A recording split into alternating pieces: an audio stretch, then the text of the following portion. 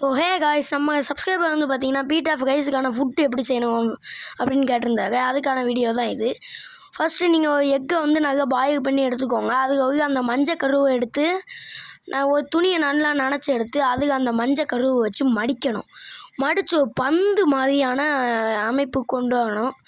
இதை நான் இப்போ வீடியோவில் காட்டுற மாதிரியே கொண்டு வாங்க. இது மாதிரி மடித்து பந்து மாதிரி கொண்டு வந்துடணும் ஃப்ரெண்ட்ஸ். அடுத்து அதை அந்த ஃபிஷ்ஷுக்கு இதுக்கு போய் முக்கணும். அதை முக்கும்போது அந்த வாடைக்கு உங்கள் மேல்பீட்டை வந்து பின்னாடியே வரும். நீங்கள் அதை கண்டுக்கிடாதீங்க. ஃப்ரைஸ் எங்கே இருக்கோ அங்கங்கே லைட்டாக டிப் பண்ணி எடுங்க. தண்ணி கணக்காக முக்கிய எடுத்து அதை இப்போ ட்ராப் கட் மாதிரி உழுது பார்த்திங்க, அது மாதிரி நம்ம போடணும்.